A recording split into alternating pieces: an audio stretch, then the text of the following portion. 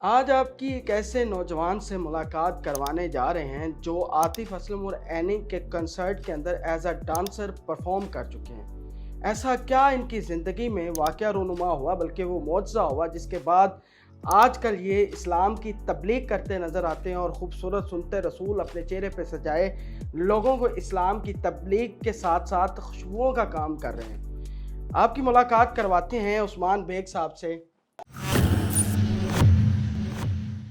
السلام علیکم عثمان بھائی۔ وعلیکم السلام۔ سب سے پہلے تو بہت شکریہ کہ آپ نے اپنا قیمتی وقت دیا مجھے۔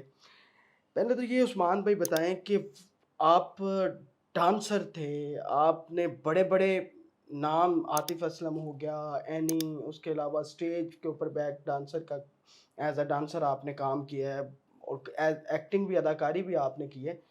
یہ سلسلہ کیسے شروع ہوا اداکاری کا، ڈانسنگ کا؟ کیا شوق تھا آپ کو، اور اس کے بعد کیسے آپ کی ٹرانسفارمیشن ہوئی ہے اس طرف کہ فوراً ہی آپ نے چینج کیا اور سنتے رسول چہرے پہ لے آئے اور اسلام کی تبلیغ کر رہے ہیں؟ تھوڑا سا ہمارے ناظرین کو بتائیں۔ اصل میں یہ سارا جو ٹائم پیریڈ ہے، یہ تقریباً سمجھ لے کہ کوئی 5-6 سال 7 سال کے ٹائم پیریڈ میں ہوا۔ مجھے بیسیکلی بچپن سے شوق تھا۔ سب سے پہلے میں نے جو پارٹیسپیٹ کیا تھا وہ اسکول لائف میں کیا تھا۔ تو اسکول لائف میں نے جب پارٹیسپیٹ کیا تو اس وقت میرے اندر کانفیڈنس آیا کہ میں کچھ کر سکتا ہوں۔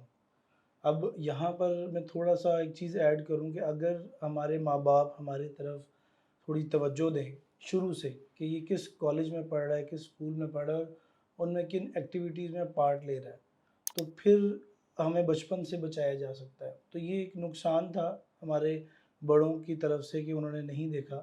تو خیر میں اسکول لیول پہ تو بہت زیادہ اس میں پھر ان ہو گیا، لیکن کرتے کرتے جب کالج لیول پہ پہنچے تو کالج لیول پہ میں نے تقریباً آپ یوں سمجھ لیں کہ جتنے بھی ہمارے کالج کے کانسرٹس ہوتے تھے، کالج کے علاوہ پھر کارپوریٹ سیکٹر کے ہوتے تھے، پھر اس کے علاوہ جو ہے وہ اپنی پارٹیز ہوتی تھی، ڈانس پارٹیز ہوتی تھی، اس میں ایز اے ڈانسر پرفارم میں کیا کرتا تھا۔ اور میں اکثر بتاتا ہوتا ہوں کہ ہماری فیملی کے اندر کوئی ایسا ایونٹ نہیں ہوتا تھا کہ جس میں میرا ڈانس نہ ہو اور اس کا لوگ انتظار نہ کر رہے ہوں۔ تو یہ بہت زیادہ تھا۔ اور پھر آپ کو پتہ ہے کہ میڈیا کے اندر حس بڑھتی رہتی ہے انسان کو کہ 10 لوگ جانیں، 100 لوگ جانیں، 1000 لوگ جانیں، اور کچھ نئے سے نیا کرتا رہوں۔ تو پہنچتے پہنچتے جب کالج لیول تک پہنچ گیا تو کالج لیول تک جب میں آیا تو تھوڑا سا والدین کے ساتھ میرا اس کے اوپر رہا کہ وہ چاہتے تھے کہ میں یہ ان ایکٹیویٹیز میں اتنا آگے نہ جاؤں، اس کو اپنا فیلڈ نہ بناؤں۔ پھر یہ تھا کہ کالج لیول پہ میں نے جب تھوڑا پروفیشنلی اس کو لیا تو لوگوں نے کہا کہ یار تمہارا مطلب ڈانس تم اچھا کر لیتے ہو۔ تو خیر کالج لیول پہ میں نے سکھایا بھی بہت زیادہ۔ پھر اس کے بعد میں نے اسٹیج کو جوائن کیا۔ میرے ایک رشتہ دار ہیں دور کے، تو انہوں نے مجھے جو ہے وہ اسٹیج کے اوپر انٹروڈیوس کروایا۔ اس میں امان اللہ صاحب ہیں، پھر نسیم وکی ہیں، پھر جو ہیں وہ دیدار ہیں، نرگس ہیں۔ یہ وہ نام ہیں جن کے سامنے میں نے پرفارم بھی کیا اور ان کو بڑے قریب سے دیکھتا رہتا تھا کہ یہ کیسے کر رہے ہیں۔ تو میرا تھا کہ میں ان سے زیادہ کروں اور ان سے زیادہ آگے جا کے جو ہے وہ اپنے ٹیلنٹ کو جو ہے وہ مناؤں۔ تو خیر کالج سے چھپ کر جاتا تھا گھر والوں سے، تو لیکن جب چیزیں سامنے آنے لگ گئیں تو گھر والوں سے اس کے اوپر لڑائی جھگڑا بھی رہتا تھا، بول بلائی رہتی تھی۔ پھر اس کے علاوہ ان سب ایکٹیویٹیز کی وجہ سے میں پہلے نماز پڑھتا ہوتا تھا، والدین نے سکھائی تھی، بتائی تھی، قرآن بھی پڑھتے تھے، لیکن ان ایکٹیویٹیز میں لگ کر میں نے یہ سب چیزیں چھوڑ دی۔ تو میں یہ سمجھتا ہوں کہ مجھے اس میں یہ چھوڑنی نہیں چاہیے تھی۔ تو اگر میں نے یہ ساتھ رکھی ہوتی تو میں شاید ایک بہت غلط پلیٹ فارم پہ نہ چلا جاتا۔ اس آپ کو فیلڈ میں آپ کو پتہ ہے کہ انسان کو علم نہ ہو تو اس کو مس یوز بھی بہت کیا جاتا ہے۔ آپ کی تو فین فالوئنگ ہوتی ہوگی، آپ اسٹیج پہ جب پرفارم کرتے ہوں گے بالکل نرگس کے ساتھ، دیدار کے ساتھ، جتنے بھی اسٹیج اداکار آئے ہیں ان کے ساتھ اسٹیج والے گانوں پہ، تو بڑا ڈفرینٹ ماحول تھا وہ والا۔ تو کس طرح، مطلب وہ تو بڑا اٹریکٹیو ہوتا ہے، تو وہ تو بندے کو ایسے کھینچ رہا ہوتا ہے، اور آپ کس طرح اس سے اپنی اس دلدل سے اپنی جان چھڑوائی آپ نے؟ بالکل مجھے اچھی طرح یاد ہے کہ جب میں نے پہلی مرتبہ پرفارم کیا تو ایک گانا تھا پہلے کدی نہیں میں جاندا جھوٹا ہے تیرا پیار نہیں، بہت پرانا ہاں، گانا تھا۔ تو صحیح. اس کے اوپر میں نے صرف ایکسپریشن دینے تھے. اچھا. اور جب ڈرامے کا نام تھا منڈا چڑھیا جوانی، اچھا. تو اس میں میرا رول تھا راشد کا. ہاں. تو اس کے اندر یہ بھی اسٹیج ایکٹریسز تھیں. تو وہ میری گرل فرینڈ ہوتی ہے کرشما اس کا نام تھا، تو وہ مجھے دھوکا، تو وہ میں نے جس میں گانے کے اوپر ایکٹنگ کی تھی. ہاں. ڈائلاگ ڈلیوری میری اتنی اچھی نہیں تھی، لیکن جو میرے ایکسپریشنز تھے ہاں. اس کے اوپر مجھے بہت اپریسیشن ملتی تھی. تو جب فرسٹ ٹائم میرا پہلا اسٹیج تھا، تو میں نے جب وہ کیا تو اس میں نے اس گانے پہ صرف ایکسپریشن دیے تھے. تو وہ جس میں بندہ ٹوٹ جاتا ہے، اس کو دھوکا ملتا ہے، فراڈ ملتا ہے لڑکی کی طرف سے. میں نے دیکھا 4 لڑکی اس کے ساتھ وہ لگے ہوئے فلرٹ کرنے، تو وہ میں نے دیکھا تو وہ ٹوٹے ہوئے دل کے ساتھ پرفارم کیا. تو میں نے اس میں تصور میں لایا کہ یہ میرا پہلا اور آخری اسٹیج ہوگا اگر میں نے غلط کیا. جتنے مجھے آتے تھے وہ، تو اس کا جو رزلٹ نکلا وہ یہ تھا کہ لوگوں نے اس کو بڑا اپریشیٹ کیا، تالیاں بجی. اور اتنی شاید لڑکی کے لیے تالیاں نہیں بجی ہوں گی پرفارمنس کے لیے جتنی میرے لیے بج گئی. اچھا. تو اس کے بعد مجھے جو ہے نا وہ ڈانس کا کام ملنا شروع ہوا. تو تب مجھے پتہ چلا کہ یار میں جو ہے وہ کر سکتا ہوں. بڑی اپریسیشن مجھے اس سے ملی. نشہ ہے یہ ڈانس بھی، یہ آرٹ کا جو یہ آرٹسٹک کام ہے، اس نشے کی لت سے آپ نکلے کیسے باہر؟ اور سنے ہیں کہ آپ ڈانس سکھایا بھی کرتے تھے. جی اوبیسلی انسان اپنے جس فن کا ماہر ہو جاتا ہے تو اس کو سکھاتا بھی ہے، اس کو آگے پھیلاتا بھی ہے. تو اس میں یہ تھا کہ نکلنا میرے لیے بہت زیادہ مشکل ہو چکا تھا. مطلب میں چاہتا تھا کہ میں یہ سب چھوڑ دوں. تو اس کے لیے مجھے یوں لگا کہ شاید مطلب یہ چیز تو میں ڈانس کرنا میں چھوڑ نہیں سکتا. یہ میرے پیشن میں ہے، مجھے شوق اتنا ہے. ایڈکٹیڈ ہو چکے تھے. اتنے ایڈکٹڈ ہو گئے، کوئی شادی میں نہیں بھی بلاتا تھا تو وہاں بھی جاتے تھے جب مجھے وہ ڈانس کے لیے کہیں گے. ہاں. تو وہ اتنا وہ پیشن تھا کہ گھر آتا تھا تو ہر وقت جو ہے وہ اوپر جب تک 2-3 گانوں پہ ڈانس نہ کر لوں تب تک میرا دن نہیں گزرتا تھا. اچھا. لوگوں کی شادیوں میں جا کر ان کو ڈانس سکھاتا تھا. اور 9-10 شادیاں بھی جو اچھے لیول کی ہوتی تھی وہ کرتے تھے، ان پہ ڈانس پرفارم بھی کرتے تھے. بہت ساری چیزیں میرے گھر والوں کو ابھی بھی نہیں پتہ جو اس وقت میں کرتا ہوتا. اچھا. فیمیل کے گیٹ اپ میں آ کے بھی کئی دفعہ اسٹیج پہ پرفارم کیا. اچھا. تو وہ جب تصویریں ظاہر ہوئیں تو بتانا پڑا، ابھی تک تصویریں بھی ظاہر نہیں تھیں جب تک.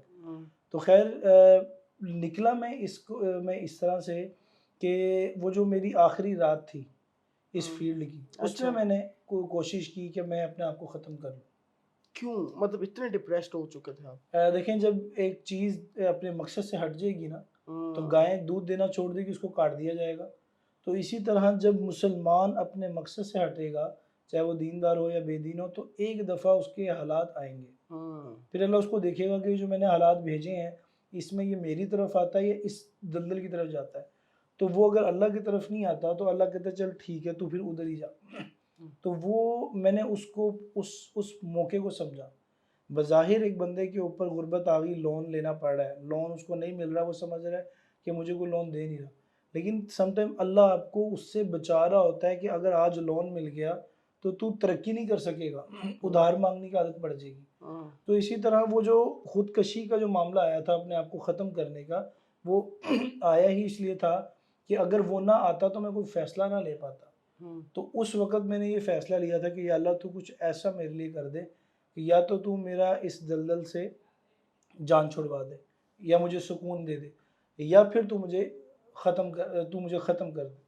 تو اب ختم کرنے کے لیے اللہ زمین پہ تو نہیں آئے گا، ہمیں کچھ کرنا پڑے گا نا، موت نے تو آنا اپنے وقت پہ. تو میں نے کوشش کی کہ میں اپنے آپ کو ختم کر لوں. خیر وہ رات تھی، اس دن میں نے جو دعائیں مانگی، اس کے بعد کچھ ہی دنوں بعد آ گیا رمضان. تو جب رمضان آیا تو رمضان میں میری والد صاحب کے ساتھ بہت زیادہ رہتی تھی. وہ کہتے تھے کما کے لاؤ. اب آپ کو پتہ ہے اس فیلڈ کے اندر فوراً ذریعہ آمدنی تو اتنی ہوتی نہیں ہے. جب مجھے ڈانس کے پیسے ملنا شروع ہوئے، جب مجھے میرا وہ نام بننا شروع ہوا اپنی فیلڈ میں، تو پھر وہ کہتے تھے کہ یہ والے پیسے تو وہ وہاں پر نہیں چلیں گے. تو خیر وہ اللہ سے دعائیں مانگی، اپنا ڈسارٹ بھی تھا، نیند نہیں آتی تھی 3 دن تک. تو خیر وہ دعا اللہ نے قبول کی کہ رمضان آیا تو رمضان میں یہ کام بند ہو جاتا ہے. تو رمضان میں جب یہ کام بند ہو گیا تو ایک گھر میں ایک سناٹا تھا چھایا ہوا تھا میری وجہ سے. تو والدہ نے کہا تم اعتکاف میں بیٹھ جاؤ. میں اعتکاف میں بیٹھا تو وہاں پر تبلیغی جماعت کے لوگ ملے جنہوں نے مجھے اس طرف پکڑا، سمجھایا. اور دیکھیں مسجد میں ہزاروں لوگ آتے ہیں نماز پڑھنے، آج کوئی کسی کو نہیں سمجھاتا. تو میں بھی یہ کہہ سکتا ہوں کہ یار میرا تعلق جو ہے وہ کسی اور فرقے سے ہے، لیکن میں یہ دیکھوں گا کہ یار مجھے جو راہ راست پہ لا رہا ہے، ٹھیک ہے، میں تو میری نظر میں تو وہ اچھا ہوگا نا. تو الحمدللہ پوری دنیا میں تبلیغ کا کام لوگ کر رہے ہیں، ہر فرقے کے لوگ. لیکن اس وقت تبلیغی جماعت والوں نے ایک بڑے خوبصورت انداز میں لیا، اور میں یہ سمجھتا تھا کہ یار میں اتنا گندا انسان، مجھے گھر والے ایکسیپٹ نہیں کرتے، یہ کون لوگ ہیں جو مجھے ویلکم کر رہے ہیں. اس چیز سے میں متاثر ہوا. اس سے متاثر ہو کر پھر انہوں نے کہا کہ 3 دن کے لیے تم ہمارے ساتھ چلو. تو میں نے کہا یار جہاں پر ہم اتنے غلط راستوں میں نائٹ پارٹیز میں جاتے تھے، پرفارم کرتے تھے اور زنا عام تھا، تو میں ادھر کیوں نہ جاؤں. تو میں نے 3 دن جا کے دیکھا تو وہاں پر مجھے زندگی کا وہ سکون ملا جس کے لیے لوگ کروڑوں روپے لگا کر جو ہے نا وہ دنیا کی سیر کرتے ہو نہیں ملتا. تو خیر الحمدللہ وہ جب میں 3 دن کے لیے گیا تو وہاں پر ایسا ایک عجیب سا سکون تھا کہ فلیٹ زمین ہوتی تھی اور وہاں پر نیند آتی تھی. سخت زمین ہے، وہاں پر سو رہے ہیں، مزے کی نیند آ رہی ہے. فجر پڑھ رہے ہیں، ظہر پڑھ رہے ہیں، پھر اللہ کی بات سن رہے ہیں. تو اس میں جسم کے رونگٹے کھڑے ہو جاتے تھے جیسے ہی اللہ کا نام آتا تھا، اور آنسو جاری ہو جاتے تھے. تو ایک رات جو آخری رات تھی ہماری جماعت میں، اس میں جو ہے وہ میں نے اللہ سے بہت دعائیں مانگی، تقریباً 2 ڈھائی گھنٹے. اس میں نے اللہ سے مانگا کہ یا اللہ تو کوئی ایسا عمل کر دے کہ مجھے ہدایت آ جائے. تو آپ یقین کریں کہ اس آدھے گھنٹے 1.5 گھنٹے کے ٹائم پیریڈ میں ایک دم اللہ نے دل میں میرے بات ڈالی کہ تو داڑھی رکھ لے. میں نے داڑھی کی جیسی نیت کی تو ایک دم کسی نے گناہوں کا بوجھ میرے سینے سے اٹھا کر رکھا، اور مجھے محسوس ہوا کہ شاید کسی نے میرے دل پہ ہاتھ رکھ کر سکون پہنچایا. تو اس کے بعد جو ہے وہ الحمدللہ اب تک جو ہے وہ تبلیغ میں چل رہے ہیں. ماشاءاللہ جی، تبلیغ آپ کر رہے ہیں، اس کے بعد آپ نے یہ خوشبوؤں کا جو کام شروع کیا، یہ کیسے ذہن میں آیا اور یہ کب سٹارٹ کیا؟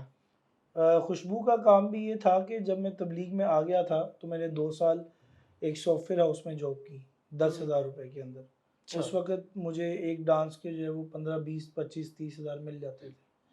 تو وہ میں 10,000 جاب لگی اور 2 سال کیا. وہ بھی جب میری ختم ہو گئی، جیب میں پیسے ختم ہو گئے، تو پھر اللہ سے بڑی دعائیں کی، پھر اللہ کے قریب ہو گئے. تو پھر اللہ نے دل میں بات ڈالی کہ تو خوشبو کا کام کر. یہ الہامی طور پہ اللہ کی طرف سے تھا، کسی نے نہیں مشورہ دیا تھا. دل میں آئی کہ کیونکہ میری جیب میں خوشبو تھی، وہ میں نے لگائی کیونکہ ڈپریشن کا علاج ہے خوشبو.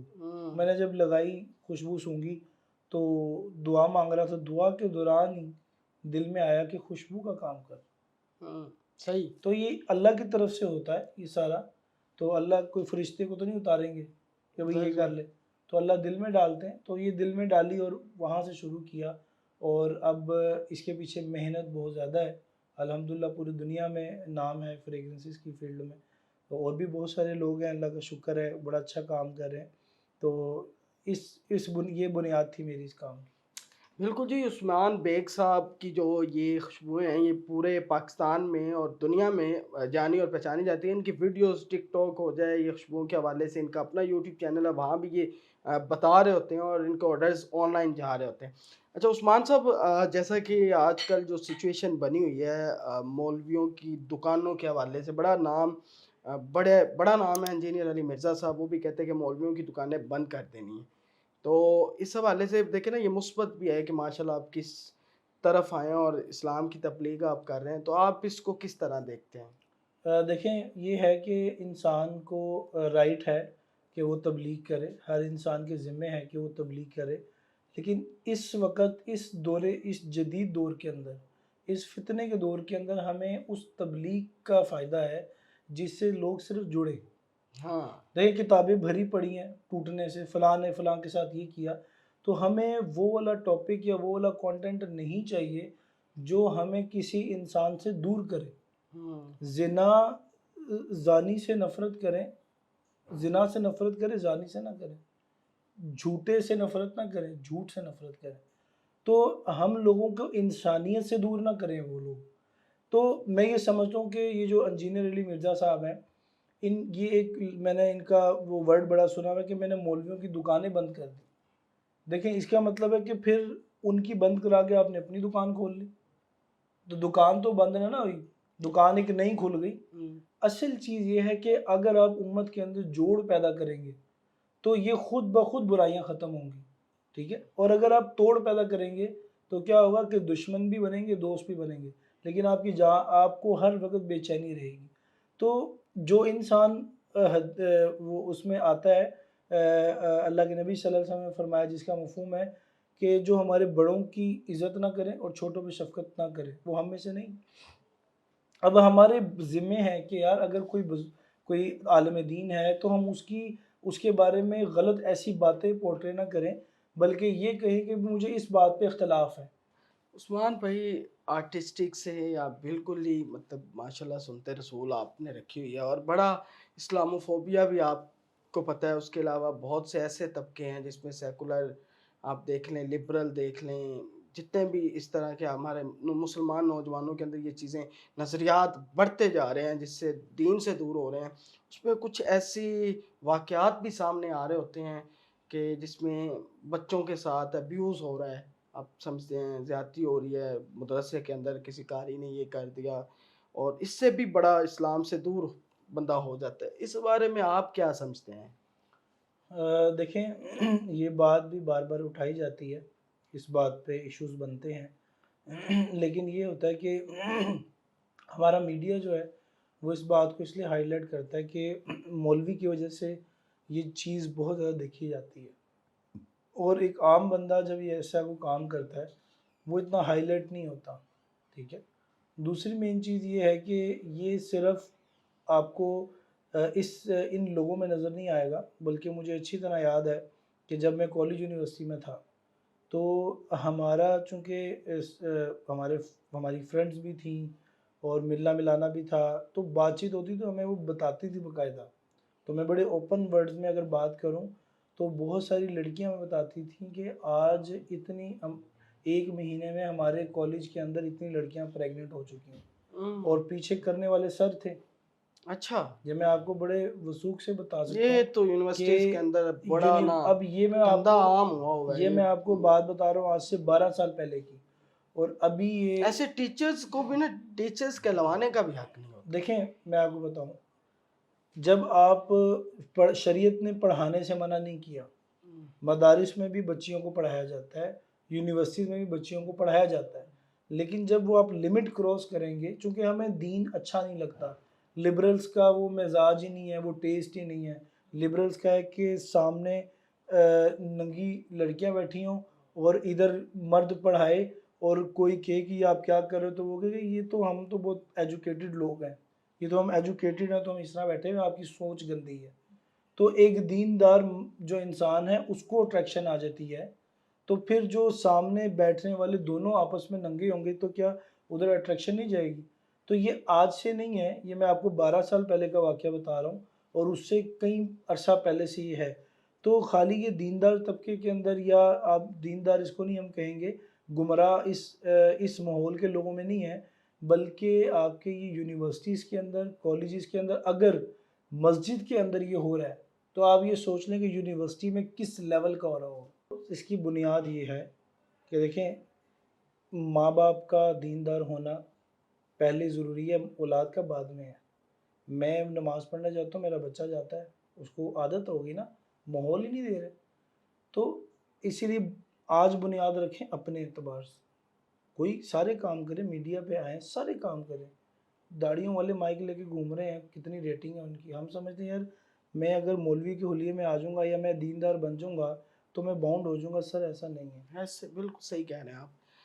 बड़ा मज़ा आया मुझे उस्मान भाई के साथ गुफ्तगू करके, और यकीन करें इस वीडियो को ज़्यादा से ज़्यादा शेयर करें ताकि कोई और भी हमारी तरह गुनहगार, मेरी तरह गुनहगार, कोई भी नौजवान जो गुमराही के रास्ते पे है, अगर इस वीडियो से वो हिदायत के रास्ते पे आ जाए तो अल्लाह ताला हमारी नेकियों में भी इजाफ़ा करेगा। उसके तो गुनाह माफ़ होंगे, साथ हमारे गुनाहों में भी कमी आना शुरू हो जाएगी। तो इस वीडियो को जितना शेयर कर सकते हैं अपना अखलाकी फ़र्ज़ समझते हुए शेयर कीजिएगा। अपने मेज़बान ज़ैन आसी को उस्मान भाई के साथ इजाज़त दें। अल्लाह हाफ़िज़।